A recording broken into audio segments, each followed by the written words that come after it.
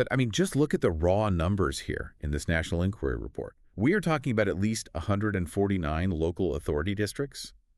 And like, when you look at the extrapolations from the documented cases they lay out in these pages, they're suggesting the actual number of victims could reach into the hundreds of thousands, hundreds of thousands of children. Right. It's a scale that just forces you to completely recalibrate how you view, the last 2 decades of British history. Because you're sitting there looking at that figure, 149 different districts, it just completely shatters the long-held public narrative. Yeah. The narrative that these were just isolated, spontaneous tragedies in a couple of specific northern towns. Exactly, because for the longest time, the public consciousness around this issue was entirely localized. Yes. You heard about Rotherham, or, you heard about Rochdale, maybe Telford. You didn't think of it as a nationwide epidemic. No, absolutely not. But the report maps this activity across major metropolitan centers. I mean, Yeah. London, Manchester, Birmingham, Bristol, Leeds, Newcastle. Right. And the critical finding here is that this wasn't just some spontaneous wave of identical crimes happening by dark coincidence. The inquiry painstakingly lays out what is effectively a highly coordinated blueprint. Right, a blueprint. Yeah, we are looking at a national pattern of organized, group-based child sexual exploitation. They were basically running a playbook. I want to dig into that playbook, actually, because the methodology described across all these different cities is just chillingly identical. It really is. It reads like a dark franchise business model. You know how a fast food franchise operates? Yes, totally. You can go to a location in London or a location in Manchester or some small town in Yorkshire, and the operational manual is exactly the same. The supply chain is identical. That's a really good way to put it, yeah. The uniformity is the fingerprint of a coordinated system. Because if these were just localized crime spikes, you would naturally see variations in how the crimes were committed. Right, different methods, different targets. Exactly. You'd see different victim demographics, different methods of transportation, different grooming techniques. But the mechanics here are terrifyingly standardized. It always begins with target identification. And who are they targeting specifically? Well, the report notes these networks overwhelmingly targeted vulnerable white British girls, specifically those already known to social services or dealing with chaotic, unstable home lives. Which means they were specifically hunting for the societal gaps. Yes. Like, they didn't just grab kids off the street. They identified the girls who had the absolute weakest safety nets, and then they built trust. They filled the void. They did. They showered them with gifts, attention, fast food, affection, making them feel special and protected when the state or their families were completely failing them. Right. And once that psychological hook was set, the methodology dictates the introduction of alcohol and drugs. This is so calculated. Extremely calculated. It serves a dual purpose, right? It creates a physical dependency that the abusers can control, and it dramatically lowers inhibitions, making the victims much easier to manipulate. And then you have the logistical layer, which is where it gets really industrial. The extensive utilization of local taxi networks. Yes. Because if you're a listener trying to visualize this, the taxi isn't just a ride, it's a mobile, completely unmonitored space. Exactly. It functions as the logistical circulatory system of the entire network, moving victims around, passing them between multiple perpetrators across different towns seamlessly. It creates a closed loop. Basically, the victims are physically transported by the network, supplied by the network, and abused by the network. Right. Which naturally forces us to confront the structural question here.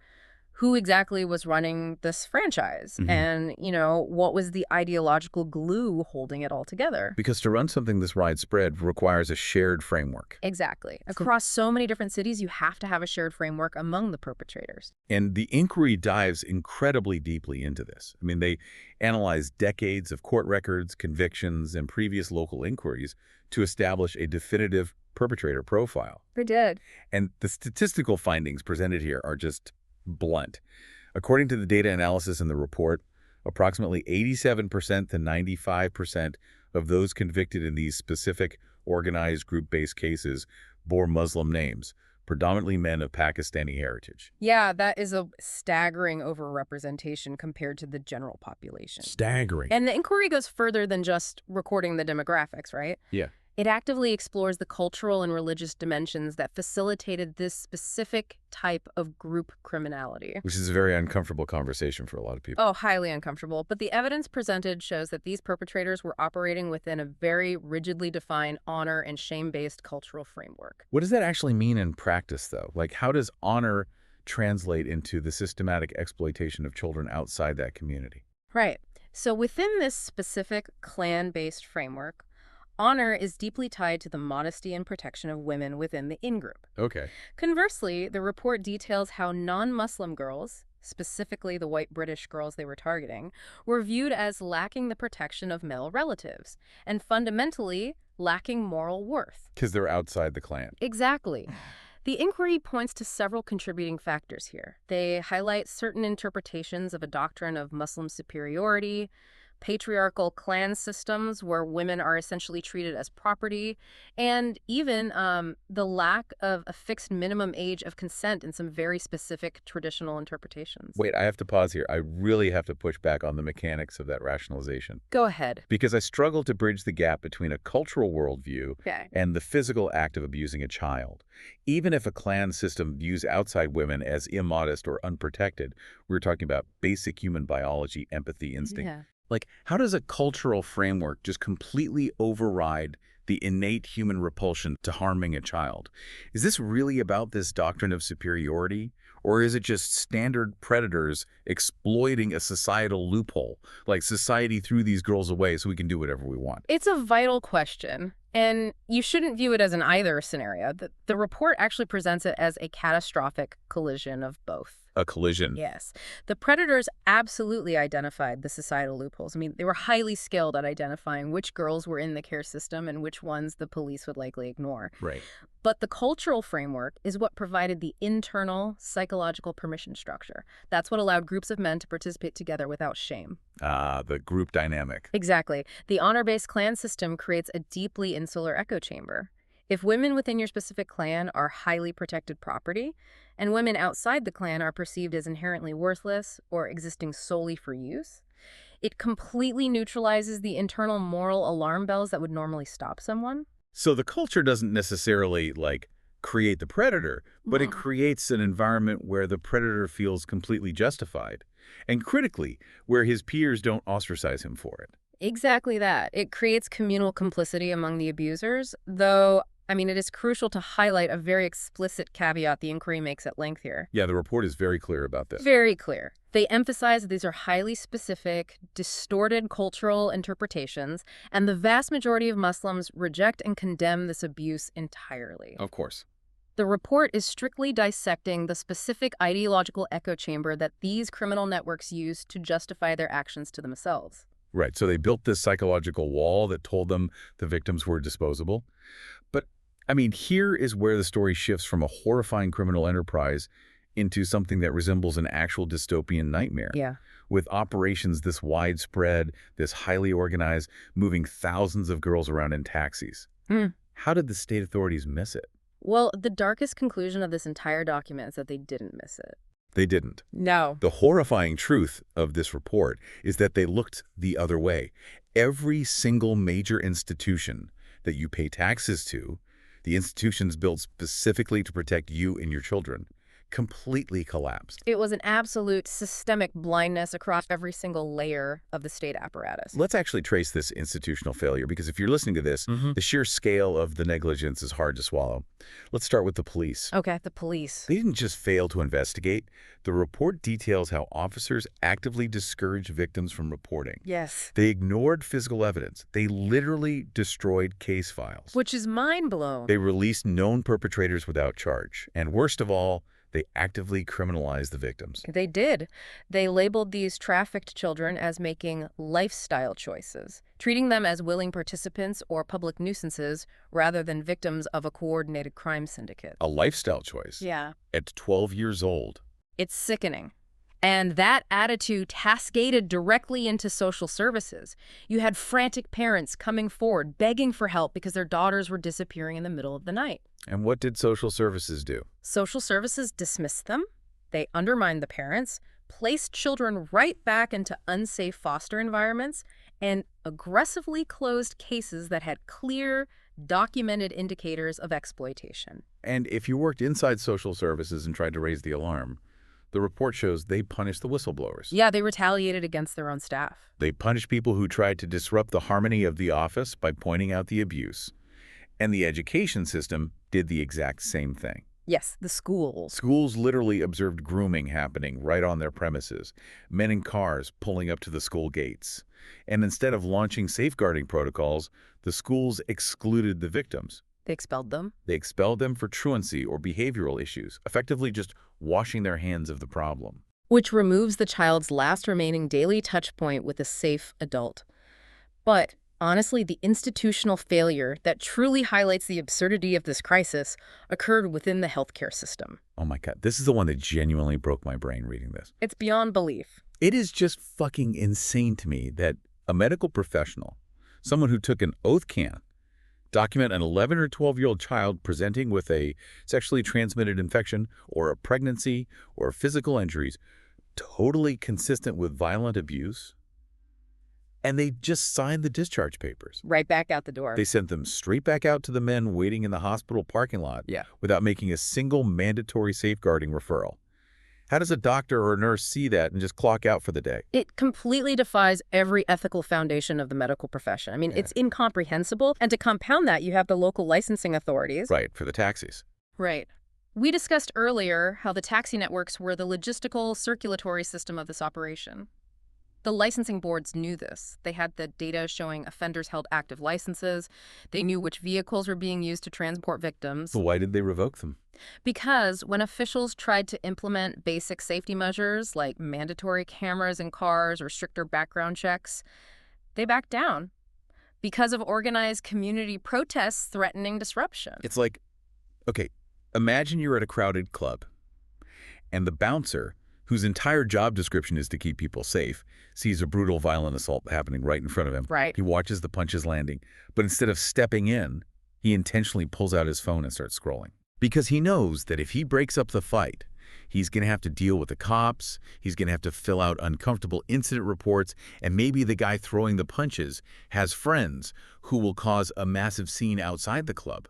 So he just lets the person get beaten half to death to save himself the administrative headache. That is exactly what the British state did here. The bouncer analogy is structurally perfect, but we actually have to take it one step further to understand the mechanics of this failure. Okay, how so? The bouncer didn't just pull out his phone because he was lazy. He pulled out his phone because the club owner explicitly told him that intervening in that specific fight would ruin the club's reputation. So who are the club owners in this scenario? The political establishment. Right. The core question is why police officers, social workers, doctors, and teachers all simultaneously decided to look away. The root cause, according to the report's unequivocal findings, was a pervasive political climate mandated from the top down. Mandated. Yes. A climate of intense fear of being labeled racist, combined with very cold, calculated electoral math. That political fear actively trumped child protection at every single level of government. And the report is entirely unsparing here. I mean, it lays out specific political failures across the spectrum. Let's look at the Labour Party first. Okay. The findings assign them primary responsibility for the most deliberate, sustained cover-ups in Labour-controlled local councils. The mechanics of these council cover-ups were highly deliberate, too. The findings detail how these local governments actively suppressed evidence and protected perpetrators to maintain what they called community cohesion. Community cohesion. Yeah. They purposefully chose not to collect ethnicity data, or they hid it when they did. And the report explicitly ties this behavior to a direct electoral reliance on Muslim voting blocs. Which is just chilling. Maintaining those political alliances and preventing community unrest took absolute priority over stopping the abuse of hundreds of thousands of children. But the Conservative Party is heavily indicted here, too. Oh, absolutely. The report points out that while they were in power nationally, they utterly failed to impose mandatory ethnicity recording across the justice system.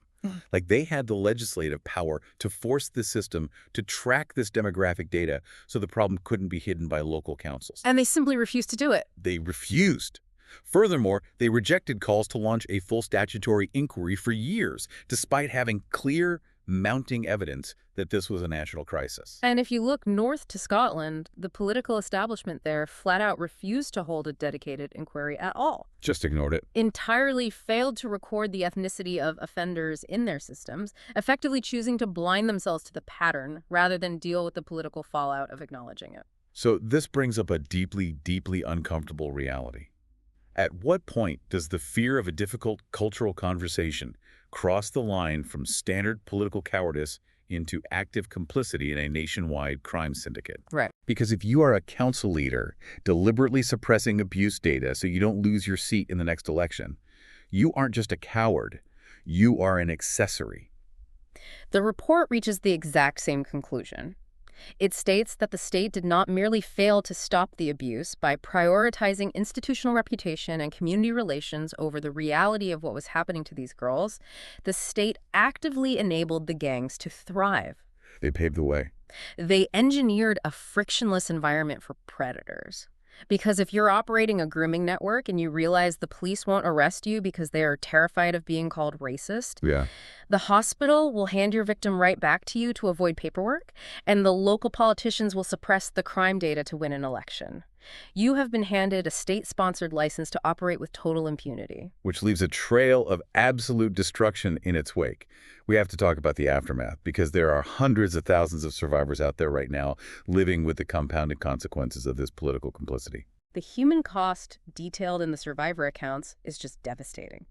You have individuals dealing with profound, complex PTSD, severe addiction, and substance dependency. Which, remember, was forcibly introduced. Exactly, forcibly introduced to them by the gangs when they were children as a mechanism of control. There are accounts of chronic physical health problems, interrupted educations that led to lifelong poverty, families entirely torn apart, with victims growing up only to lose custody of their own children later in life because they lacked the support to process the severe trauma they endured. It's generational trauma, and perhaps the most difficult psychological scar to treat is the betrayal trauma. Yeah, the institutional betrayal. Survivors describe an ongoing, paralyzing fear and a total inability to trust any institution. Because they weren't just ignored by the state, they were actively criminalized and gaslit by the very adults who were paid salaries to protect them. So, given the magnitude of that betrayal, what does the inquiry actually demand we do about it?